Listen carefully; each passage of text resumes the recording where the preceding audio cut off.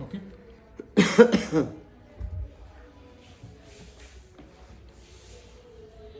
Sir, तुम्ही तुमच्या भाषणांमध्ये म्हणता उद्योगधंदे आणू, रोजगार निर्मिती करू, त्याबद्दल नेमका तुमचा काय अभ्यास आहे?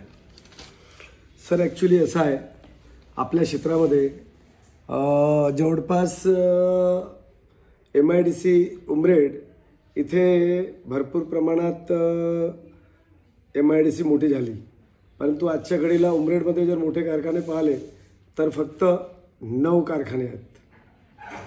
जवळपास भरपूर साऱ्या प्लॉट अलॉट झाले एकदम शून्य दरात, पण तिथे उद्योग येऊ शकला नाही. भिवापूरमध्येही ती स्थिती आहे. जवळपास तिथे 47 प्लॉट अलॉट झाले, परंतु आजच्या घडीला तिथे 2 कारखाने आहेत.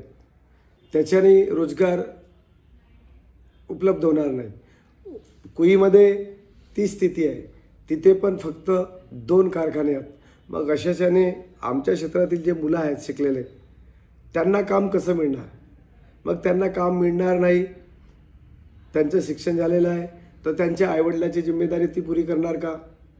त्यांचा संसार सुखी होणार का? ह्या सर्व गोष्टी सरकारच्या निर्देशनात आणून देणे आणि त्यांना पोटतिडकीने समजावून सांगणे की आमच्या क्षेत्राला खरंच गरज त्यांच्या हक्काच्या रोजगाराची आहे, ते मी करू शकतो. कारण की मी उद्योगपती आहो. लोकांना वाटतं की मला उद्योग समजत नाही. मग मला हे समजायचं आहे की नागपूरसारख्या शहरामध्ये एक उद्योगपती म्हणून मला ख्याती मिळाली. का बरं मिळाली? शिक्षण शिकल्यानेच होत नाही. नुसतं शिक्षणानेच माणूस उद्योग करू शकतो असं नाही आहे. शिक्षण तर मी उद्योगामध्येच घेतलेलं आहे आणि ते मी करू शकतो. भाऊ, माझा दुसरा प्रश्न असा आहे की गोसीखुर्द प्रकल्पग्रस्तांसाठी तुम्ही काय करणार आहात? बघा, गोसीखुर्द प्रकल्पग्रस्तांची एकदम खूप दयनीय हालत आहे. अशी दयनीय हालत आहे की त्यांच्या गोसीखुर्द प्रकल्पग्रस्तांच्या त्या स्थितीवरून, त्यांच्या परिस्थितीवरूनच मला समाजकारणातून राजकारणात यावं लागलं.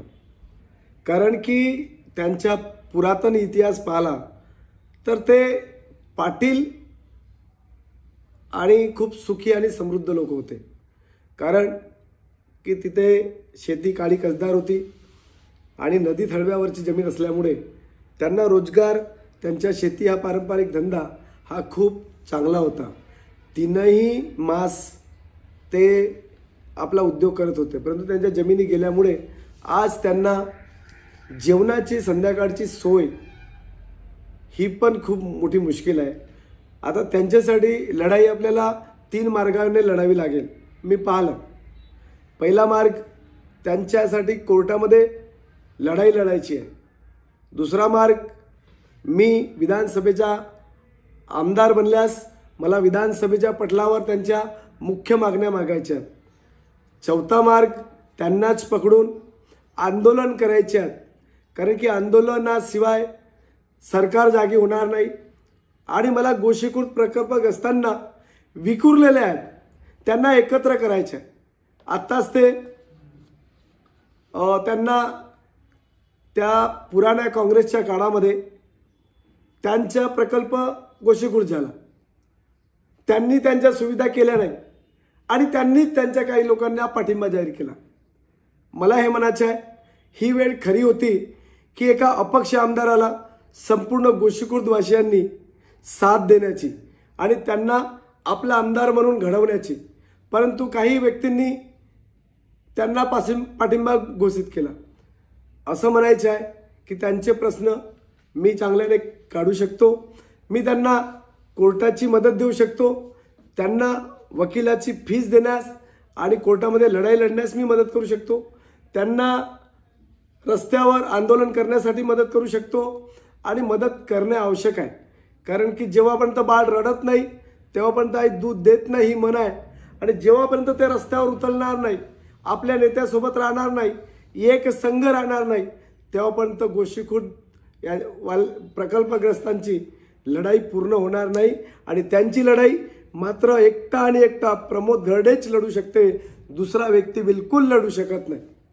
आणि ते मी पूर्ण करेल, कारण की मला त्यांची चिंता आहे, त्यांच्या मुलाबाळाची चिंता आहे, त्यांच्या आर्थिक स्थिती खूप कमजोर आहे, म्हणून मला असं वाटतं की त्यांची मी मदत करावी. भाऊ, तुमच्या दृष्टीने उमरेड मतदारसंघात जो औद्योगिक विकासामध्ये कोणते मोठे अडथळे आहे आणि ते तुम्ही कसे दूर करणार आहात? सर्वात मोठे अडथळे, उमरेड विधानसभा कधी आपला चांगलं नेतृत्व निवडू शकले नाही. आता तुम्हाला स्थिती सांगतो. सतत 7 वर्ष काम केले. करोना काळात असंख्य लोकांचे प्राण वाचवले. शाळेतील विद्यार्थ्यांना प्रोत्साहन म्हणून त्यांना त्यांच्या शाळेत जातो, त्यांना बॅग, स्कूल बॅग आणि इतर साहित्य वाटप करतो. त्यांना शिक्षणासाठी प्रवृत्त करतो. गोरगरिबाची मदत करतो. कॅन्सर पीडिताची मदत करतो. माझ्या ऑफिसमध्ये आलेला कोणताही व्यक्ती मी वापस पाठवत नाही. संपूर्ण त्योहारांना मी मदत करतो. माझ्या बहिणींच्या व्यसनमुक्तीचा कार्यक्रम घेतो. परंतु आता स्थिती पाहतोय, काही नेतागण जवळपास आखरीचा दिवस इलेक्शनचा आहे, 2 दिवसापूर्वी इलेक्शनचा दिवस आहे, त्यांना एका दिवसाचं जेवण देतात आणि त्याच्यातच त्या लोकांना खुश करतात. अशा वेळेस मी मतदारांना आव्हान करतो की कोणत्याही व्यसनापासून सावध राहा. अरे, व्यसनाने जीवन खराब होतो आणि एक दिवस आपण एक मांसाहार खाल्ल्याने आपण अमर होणार नाही.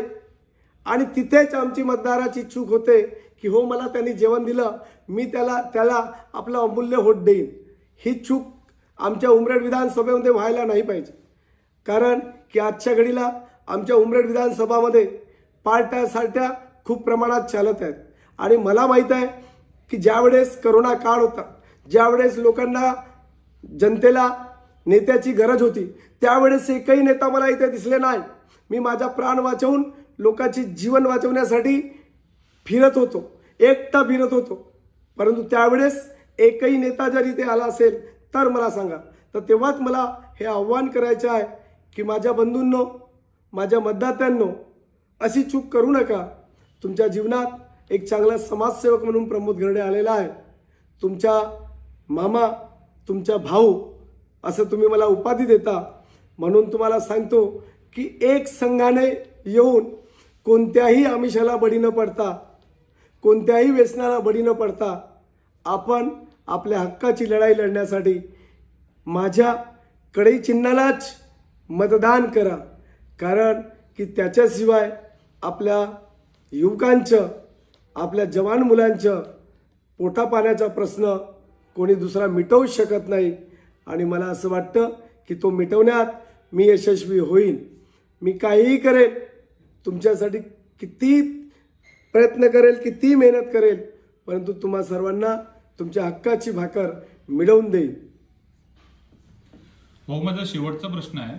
गावकऱ्यांना लहान उद्योगपती बनवण्यासाठी आणि रोजगार निर्माण करण्यासाठी तुम्ही कोणत्या उपाययोजना करणार आहात? बघा, महिला मंडळी शिकलेल्या आहेत. आजच्या घडीला शिकलेल्या महिला मंडळी शेतातच जातात. आपण लघु उद्योग करू शकतो, कुटीर उद्योग करू शकतो. एवढे सारे मसाला प्रोडक्ट्स आहेत, हल्दी प्रोडक्ट्स आहेत, भरपूर सारे प्रोडक्ट्स आहेत. त्या प्रोडक्टवर काम करू शकतो. महिलांसाठी एक अलग रोजगार म्हणून एखादी छोटासा लघु उद्योग चालू करून एक कंपनी चालू करू शकतो. सहकार क्षेत्रामध्ये जाऊन सहकार क्षेत्रामध्ये दुग्ध व्यवसायावर काम करू शकतो. शेतकऱ्यांसाठी अलग अलग मॉडेल तयार करून पश्चिम महाराष्ट्रात नेऊन त्यांची शेती पाहून तीच शेती आमच्या इकडे करू शकतो. कारण की आमचा परिसर पाण्याने वेढका घातलेला आहे. आमची काळी कसदार जमीन आहे, त्याच्यावर आपण काम करू शकतो. असे भरपूर साऱ्या कल्पना माझ्या मनात आहेत या क्षेत्रासाठी. आणि नक्कीच याचा फायदा इथल्या मुलांना, इथल्या युवकांना, इथल्या शेतकरी बंधूंना, इथल्या माझ्या महिला मंडळींना होऊ शकते आणि ते मी चांगल्याने करू शकतो. ठीक आहे, धन्यवाद.